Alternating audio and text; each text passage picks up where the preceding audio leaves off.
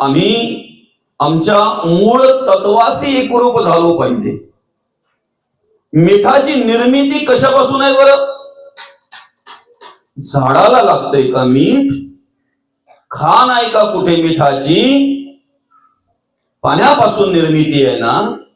मिठाची निर्मिती कशापासून आहे? पाण्यापासून आहे. एकदा काय त्या मिठाला पाण्याचा संपर्क झाला, वेगळं पण उरत नाही. नोहे सारिता निराळे, लवण मेळविता जले. नोहे सारिता निराळे, निराळ करता येईल का ते? म्हणून ती बाई बोलते, थोडा मीठ कमी झाला तर परत टाकता येईल, पण जास्त झाला तर नोहे सारिता निराळे. निराळ कोणच राहत नाही बाबा. एकदा त्या मिठाचा पाण्याशी संपर्क झाला की एकरूप होऊन जाते. ज्याला देवाशी, मूळ तत्वाशी, मूळ परब्रह्माशी नवे नवे ही पंचभूत ज्या महद्भूताने निर्माण केलेली आहेत, पृथ्वी आप तेज वायू आणि आकाश, त्या महद्भूताशी ज्या वेळेला मला एकरूप होता येईल ना, त्या दिवशी खऱ्या अर्थानं साधूचे गुण आमच्या अंतःकरणामध्ये आले असं म्हणायला हरकत नाही. ते महत्त्व, ते महद्भूत सर्वव्यापी आहे, सर्वव्यापी आहे बरं का. ज्या वेळेला सावधान म्हणतात समर्थ रामदास आणि स्वामी त्या बोहळ्यावरून पळून गेले. गेल्यानंतर अनेक वर्ष तपश्चर्या केली, अनेक वर्ष पुरुषरण केलं आणि प्रत्यक्ष श्रीराम प्रभूंचं दर्शन झालं, प्रत्यक्ष हनुमंत रायांचं दर्शन झालं, मार्गदर्शन मिळालं, आशीर्वाद मिळाला, कृपा झाली. आणि ज्या वेळेला अशा प्रकारे सगळी क्रिया घडली तेव्हा समर्थांना वाटलं माई माऊलीचं दर्शन घ्यावं, एकदा माई माऊलीला डोळे भरून पाहावं. जन्म देणाऱ्या आईला भेटावं, मिळावं. आणि निघाले. समर्थ रामदास स्वामी आईला भेटण्यासाठी आले. घराजवळ आल्यानंतर बाहेरूनच आवाज दिला, ओम भवती भिक्षांदे. मुलं किती मोठी झालीत आणि कितीही बदललीत तरी आई वडील कधी बदलत नसतात हे स्मरणात ठेवा. मुलं कितीही मोठी झालीत ना तरी आई वडिलांपेक्षा कधी मोठी होऊ शकत नाही हे स्मरणात ठेवा. कदाचित मुलं आई वडिलांचा आवाज विसरतात, पण आई वडील मुलांचा आवाज कधीही विसरत नाही हेही स्मरणात ठेवा. आणि ओम भवती भिक्षांदे ही आवाज ज्या वेळेला आईच्या कानावर पडला त्या वेळेला दृष्टी गेलेली आई गहिवरली आणि जोरात त्या ठिकाणी आवाज दिला आईने, अरे माझा नारायण आला का रे, माझा नारायण आला का. नारायण पूर्ण बदललेला, रंगाने, रूपाने, देहाने.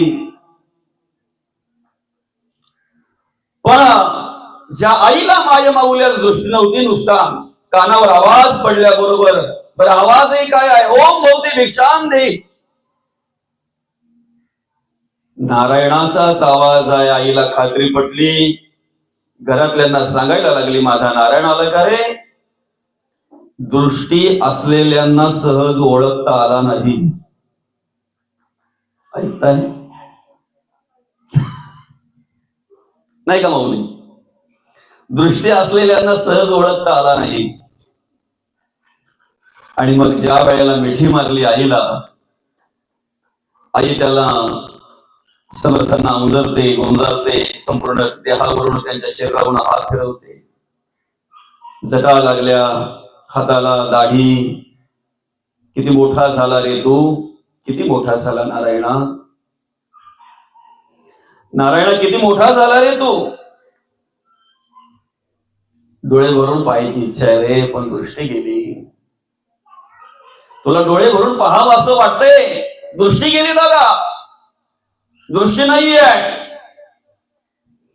आणि मग आईच्या डोळ्यावरून फक्त समर्थ रामदास स्वामींनी हात फिरवला, आईला दृष्टी आली.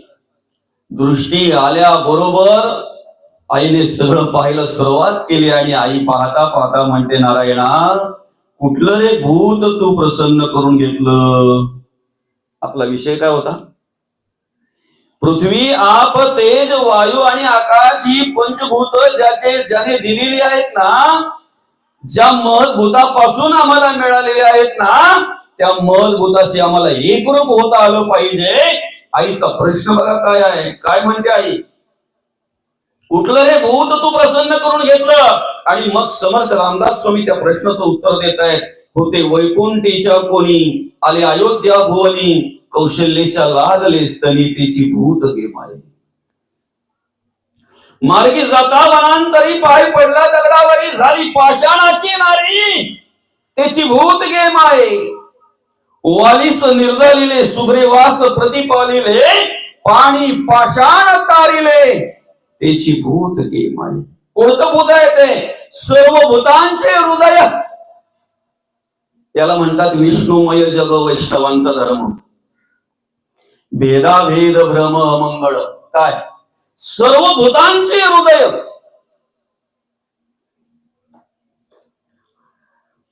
पुरुषामध्ये आत्मा आणि श्रीमध्ये आत्मी असा काही विषय आहे का? परवा मला एकाने प्रश्न विचारला, महाराज, माझा मित्र येतो आणि मित्राने मित्राशी संवाद केला पाहिजे, नाही का माऊली? मला काही अडलं तुम्हाला विचारलं पाहिजे, तुम्हाला काही अडलं मला विचारलं पाहिजे, पण परमार्थ एकच. चांगला प्रश्न होता.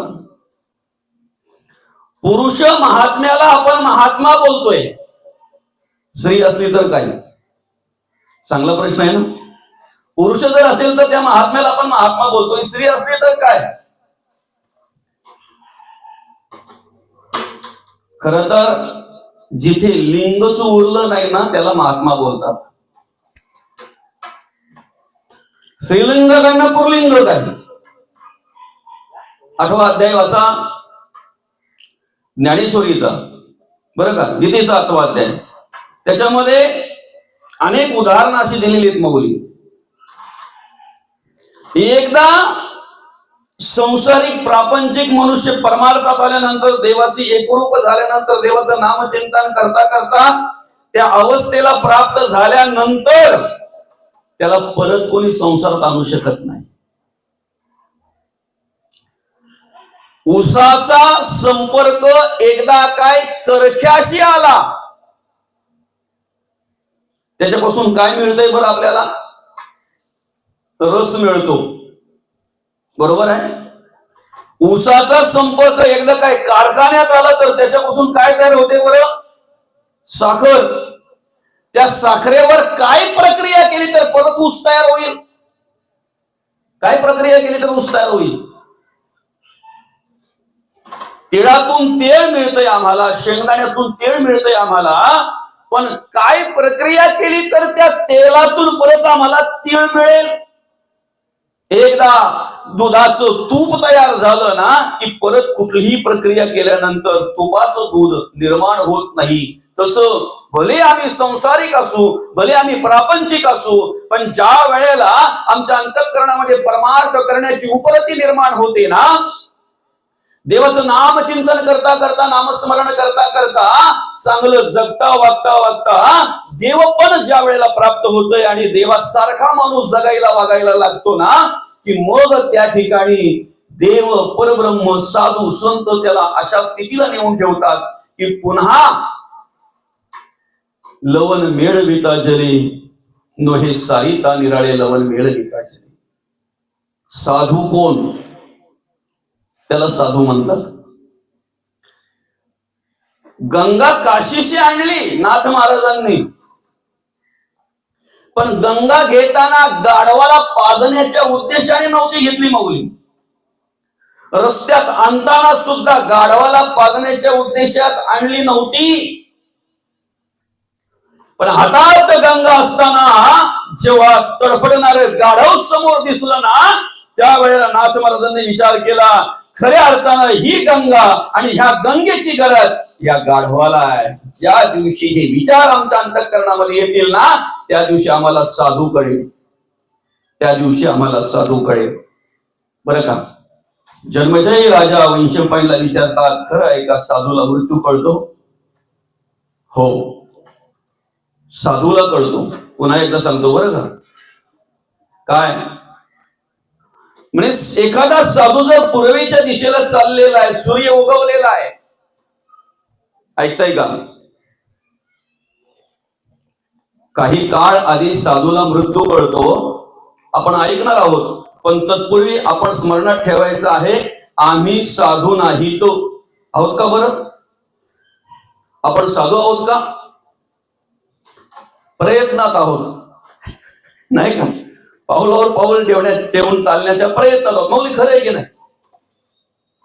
अहो, एक सत्पुरुष रस्त्यातून चालला होता आणि त्याच रस्त्यामध्ये पार लागलेल्या आंब्याच्या झाडाला काही मुलं दगडी मारत होते. कशासाठी? आंबे मिळावे म्हणून. बरोबर आहे की नाही? ज्या वेळेला ती लहान मुलं त्या साधूला दगडी मारत होते ना, तेव्हा आपला आंब्याला दगडी मारत होते ना, त्यावेळेला आंब्याला दगडी मारता मारता मारता मारता चुकून एक दगड त्या रस्त्यातून जाणाऱ्या साधूला लागली, रस्त्यातून येणाऱ्या साधूला लागली. बरं, मुलांना माहिती नाही की त्या रस्त्यातून साधू येत आहेत म्हणून, आणि साधूला लागावी या उद्देशाने त्या मुलांनी दगडच मारले नाही. पण दगड लागल्याबरोबर थोडा आवाज जसा साधूंनी केला तसा त्या मुलांना खात्री पटली, दगड कोणाला तरी लागली. कोणाला लागली हे पाहायला ज्या वेळेला थोडे पुढे सरकली ती मुलं, त्यावेळेला त्यांना कळलं की एक साधू पुरुष, एक सत्पुरुष रस्त्यातून जात आहे आणि आपण आंब्याला मारलेला दगड त्यांच्या लागला. हात जोडायला लागली ती मुलं सगळी. बरं का? त्या साधूच्या पाया पडली ती मुलं, हात जोडायला लागली. बाबा, तुमच्या लागावी, तुम्हाला त्रास व्हावा म्हणून आम्ही ती दगड फिरकवलीच नाही दादा, म्हणून ती दगड मारलीच नाही बाबा. आम्ही आंबे पाडण्यासाठी ती दगड मारली हो, फिरकवली हो, पण चुकून तुमच्या लागली. आम्हाला माहिती नाही बाबा तुम्ही आलेत ती. आम्हाला जर माहिती असतं बाबा तुम्ही तिथून येत आहे तर आम्ही दगड मारलीच नसती. माफ करा, आम्हाला क्षमा असावी महाराज. बाबा, क्षमा असावी, आम्हाला माफ करा. बरं का? जवळ असलेला रुमाल त्या साधूने काढला आणि ते येणारं रक्त थांबवता थांबवता त्या मुलांकडे बघितल्यानंतर साधूच्या डोळ्यामध्ये अश्रू आले. ऐकताय का? साधूच्या डोळ्यामध्ये अश्रू आले. अश्रू भरलेल्या डोळ्यामध्ये ते साधू त्या मुलांना निहाळतात. आता मात्र मुलांना अजूनच दुःख झालं आणि त्या मुलांनी विचारलं, बाबा, जास्त त्रास होतोय म्हणून रडता का तुम्ही? तुम्हाला अधिक वेदना होतात म्हणून रडता का बाबा तुम्ही?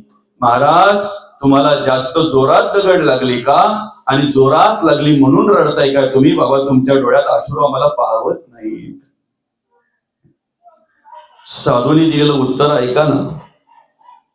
साधू म्हणतायत, दादा, दगड लागली, वेदना होत आहेत, त्रास होतोय म्हणून मी रडत नाही रे दादा. अशा कित्येक प्रकारचा त्रास मी माझ्या आयुष्यात सहन केलेला आहे आणि तो सहन करून करूनच साधू झालेलो आहे.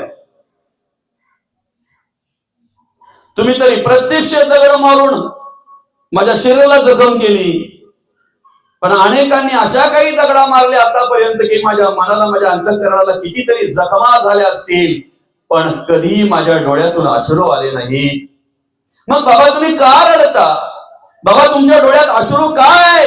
त्यावेळेला साधूने दिलेलं उत्तर ऐका. साधू म्हणतायत, दादा, मला फक्त एवढंच वाटतंय की त्या आंब्याच्या झाडाला तुम्ही दगड मारताय तर ते झाड तुम्हाला आंबे देतय दादा, फळं देतय दादा, पण मला दगड मारून माझ्याकडे तुम्हाला द्यायला काही नाही रे. तुम्हाला देण्यासाठी माझ्याकडे काही नाही, याची खंत मला वाटते, याचं दुःख मला वाटतंय.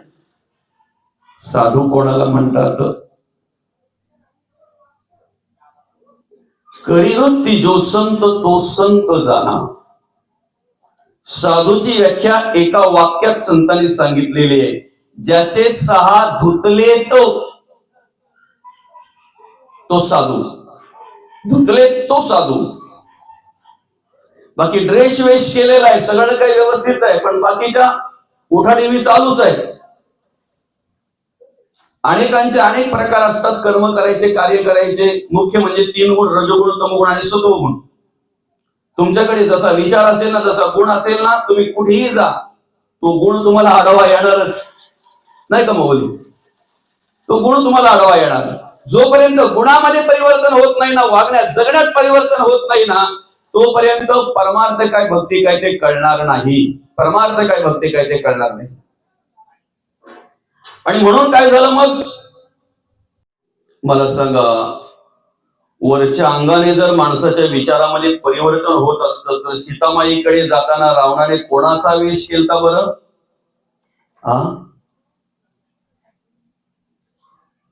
साधूचाच ना, साधूचाच ना. मग वरच्या अंगाने जर तो साधू झाला तर अंतरांगाने व्हायला पाहिजे होता ना. आणि अंतरांगाने जर झाला असता तर ती वासना, ती बुद्धी, दुर्बुद्धी त्याच्या अंतःकरणामध्ये कार्यरत असती, कार्य केलं असतं तिने, विचारामध्ये परिवर्तन झालं असतं ना, मनामध्ये परिवर्तन झालं असतं ना. असो, ज्याचे 6 धुतले तो साधू. आम्हाला बर्बाद करणारे अनेक आहेत. काम, क्रोध, लोभ, मद, मत्सर, दंभ, संशय, चिंता, असूया, अदवया, भावना, कल्पना, इच्छा, वासना, आशा, ममता, तृष्णा अनेक आहेत. एकच आहेत का? पण माऊली तुम्ही 4ही युगाचा निवाडा घ्या. कृता, त्रेता, द्वापर आणि कली या 4ही युगामध्ये माणसाला, साधूला, संतांना, देवांना आणि देवाच्या राजाला बर्बाद करणारा मुख्य 3च आहेत. देवाच्या राजाला सुद्धा बरं का, इंद्रालाही, अनेक देवांनाही, अनेक साधूंना, ऋषींना, मुनींना माणसं तर त्या ठिकाणी की झाड की पत्ती. काय येत आपण, आपली तपश्चर्या काय आहे बघायची. 7,000 वर्ष तपश्चर्या करणाऱ्या विश्वामित्रा आणि त्यांची तपश्चर्या भंग करण्यासाठी स्वर्गातून पाठवण्यात आली. कोण बरं? मेनका. आलं का लक्षात? 60,000 तपश्चर्या, 60,000 वर्ष तपश्चर्या करणाऱ्या विश्वामित्र ऋषींची तपश्चर्या भंग करण्यासाठी मेनका पाठवण्यात आली. आपली तपश्चर्या भंग करायला मेनकीची गरज आहे का बरं? एक डास शिकार होतो आपल्याला, डास. डास आला की आपली तपश्चर्या भंग होते. खरंय की खोट आहे? डास चावल्यावर तुमचं लक्ष स्मरणिकेकडे असतं, ग्रंथात असते का डासावर असतंय? बरं, त्याचा काहीतरी केल्याशिवाय यांचं लक्ष इकडे लागत नाही ना. असो, बरंच झालं साधू. आता आपण पुढे चलू. फक्त एवढं स्मरणात ठेवा, नुसतं ऐकायचंय, प्रक्रिया आपण करायची नाही, कारण आपण साधू नाही. एखादा साधू जर पूर्वेकडे जात आहे, उगवतीच्या दिशेला सूर्य उगवलेला आहे, त्याची सावली कुठे पडायला पाहिजे? पश्चिमेला. सूर्य उगवलेला आहे, पूर्वेकडे चाललेला आहे, सावली कुठे पडायला पाहिजे? तुम्ही बोललात तर 11 वाजतील तर लगेच थांबू आपण. पश्चिमेला. कारण तुमचा माझा संवाद म्हणजेच प्रवचन. समजते? संस्कृत मलाही येते, बरेच श्लोक पण पाठ आहेत. बोलू, करू सुरुवात का? आपला चाललाय ते बरं चाललंय, बरं चाललंय ना. मग पूर्वेकडे निघालेला आहे साधू, उगवतीच्या दिशेने त्याची सावली पडायला पाहिजे पश्चिमेला, पण दक्षिणेला जर पडली असेल तर समजायचा त्याचा मृत्यू 6 महिन्यावर आलेला आहे. काय म्हणतात? वंशपायन. जन्मजय राजाला सांगत असताना एखादा साधू जर आंघोळ करतोय, सर्व अंग भिजतंय त्याचा आणि खांदे भिजत नाही, समजा 3 महिन्यावर त्याचा मृत्यू आलेला आहे. एखादा साधू एखाद्या नदीच्या किनारी आहे, त्याचं प्रतिबिंब त्या पाण्यामध्ये पाहतोय. ऐका, प्रतिबिंब पाहत असताना सर्व अंग दिसतंय, धड दिसतंय, पण शिर दिसत नाही, समजाचा 1 महिन्यावर आलाय. आणि ऐका, पुढे म्हणताय, कानी घालून या बोट, नाद तो ऐकावा, न ऐकता जाणावा, 9 दिवस कानामध्ये बोट घातल्यानंतर आपलाच नाद आपल्याला ऐकायला येतोय. ज्या दिवशी येणार नाही म्हणावं 9 दिवसावर मृत्यू आलेला आहे ऐका. आणि ज्या वेळेला आम्ही भर उन्हामध्ये सूर्याकडे पाहत असताना ज्या वेळेला आम्ही आमचे डोळे चोळतोय, त्या डोळ्यांवरून असं हात फिरवल्यानंतर सूर्याकडे बघितल्यानंतर उन्हामध्ये आम्हाला काय काय दिसतंय? चक्र दिसताय. डोळे घालून या बोट चक्र ते पहावे, न दिसता जाणावे 5 दिवस, गोवयांच्या गाठी न दिसता जाणावे 3 दिवस. आणि ऐका पुढे वंशपायन जन्मजय राजाला उपदेश करत असताना म्हणताय, नासागरीचे अग्र न देखता नैनी, म्हणा तेची दिनी रामकृष्ण हरी. नाकाचा शेंडा आम्हाला दोन्ही डोळ्याने दिसतोय, ज्या दिवशी दिसणार नाही त्या दिवशी रामकृष्ण हरी म्हणायला हरकत नाही. कोणाचं लक्ष नाही? साधूचं. म्हणून आम्ही सावली पाहून चालणार नाही, आम्ही खांदे पाहून चालणार नाही, आम्ही प्रतिबिंब पाहून चालणार नाही, आम्ही कानात बोट घालून चालणार नाही, आम्ही डोळे चोरून पाहणार चालणार नाही, आम्ही गोयांच्या गाठी पाहून चालणार नाही, नवे नवे तर आम्ही नाकाचा शेंडा सुद्धा पाहून चालणार नाही. आमचं फक्त एकच कर्तव्य आहे, यम यम वा विस्मरण भावम त्यजत्यन्ते कलेवरम तम तमे वेंती कोणते सदा तद्भाव भावितः. 8व्या अध्यायातील 6वा श्लोक काय म्हणतायत भगवंता? तुम्ही ज्याच्यावर प्रेम करताय, ज्याला जीव लावताय, ज्याच्याविषयी तुमच्या अंतःकरणामध्ये ममत्व निर्माण होत आहे ना, तेच तुम्हाला शेवटच्या वेळेला आठवतंय. आणि जे तुम्हाला शेवटच्या वेळेला आठवतंय मरणोत्तर तुम्ही त्यालाच प्राप्त होताय. म्हणून त्या श्लोकावर भाष्य करत असताना माऊली म्हणताय, तेवी जीतेनी अवसरे जेवढुनी जीवी उरे, ते मरणाची मेरे फार हो लागे. आणि मरणी जया जे आठवे, तो तेची गती ते पावे, म्हणून सदा स्मरावे मातीची तुवा. आम्ही नाकाचा शेंडा पाहून चालणार नाही. काय म्हटलेलं आहे? म्हणा तेची दिनी रामकृष्ण हरी. मग प्रत्येक काळ वेळ जर आम्हाला सार्थकी लावायचा आहे ना, तर उठता बसता खाता पिता सर्व काही कार्य करता आम्ही काय केलं पाहिजे? भगवंताचं नामस्मरण केलं पाहिजे. शेतात काम करत असताना आमचे हात काम करतात, तोंड काय करतय ना काहीतरी. तिचं काय चाललंय, तिचं काय चाललंय, ह्याचं काय चाललंय, त्याचं काय चाललंय. आणि एखादं काही जर घडलं ना माऊली, तर लहानापासून मोठ्यांपर्यंत विषय येतो त्यांचा पुन्हा तिथेच. बरं का? माय माऊली साधं उदाहरण आहे, ऐका ना. आपण जेव्हा भांडी घासतोय त्यावेळेला भांडी घासण्याचं काम कोण करतंय? आपली कुठली इंद्रिय करतात बरं? कोण बोलला? पाय. पायाने भांडी घासताय तुम्ही? नाही ना. मी डोळे मिटले म्हणून पाय ऐकायला आलं का मला? कशाने भांडी घासताय तुम्ही? कुठलं इंद्रिय कार्य करते तुमचं? हाताने ना. हाताने की नाही? मग तोंडात काय पाहिजे? कोण बोलला मशेरी? हात जर आमचं काम करतात तर तोंडामध्ये भगवंताचं नामस्मरणच पाहिजे ना, नामचिंतनच पाहिजे ना. प्रत्येक कार्य करताना जर आम्ही भगवंताचं नामस्मरण करत असू ना, तर कोणत्या वेळेला मृत्यू आला तरी आम्ही तयारीत असू. काय विषय आपला? मृत्यूचं स्मरण असावं, भय कदापि नसावं. मृत्यूला घाबरू नका, फक्त भीती वाटून घेऊ नका, फक्त स्मरणात ठेवा मला एक दिवस जायचं आहे आणि तयारीला लागा. भीती कोणाला वाटते बरं? ज्याची लाईट मीटरवर आहे ना त्याला भीती वाटत नाही, पण ज्याची लाईट आकड्यावर आहे ना त्याला गावात पाहुणं जरी आलं तरी वायरमॅन दिसतं. खरं आहे का खोटं आहे? जो तिकीट काढून ट्रेन मध्ये चढलाय ना तो बिनधास्त जातोय, जागा मिळाली तिथे बसून घेतोय. पण जो विदाऊट आहे ना, तिकीट काढलं नाही ना, जो ट्रेन मध्ये चढतोय तो टिशीच दिसतोय. त्याला भीती कोणाला वाटते बरं? ज्याच्याकडे गाडीचे सर्व पेपर आहेत, लायसन आहे, पीयूसी आहे, इन्शुरन्स आहे, अजून काय काय असते ते तुम्हाला दोघांना माहिती आहे. ठाकरे बंधू आणि फापे दादा दोन्ही ड्रायव्हर आहेत ना. अर्थात ड्रायव्हर म्हणजे काय, दोन्ही ड्रायव्हिंग करणारी माणसं आहेत, ते चालक आहेत दोघे पण. अनेक असतील इथे. काय काय पेपर लागतात ते माहिती. सगळे पेपर असतील तर भर चौकातून तुम्ही जाऊ शकता ना. आडवळणी काय गाडी टाकायची गरज आहे तुम्हाला? तुम्हाला माहिती आहे त्या चौकामध्ये अमुक अमुक असतात. मग इकडून जायला लागेल आपल्याला, कारण आपल्याकडे एखादा पेपर नाही आहे.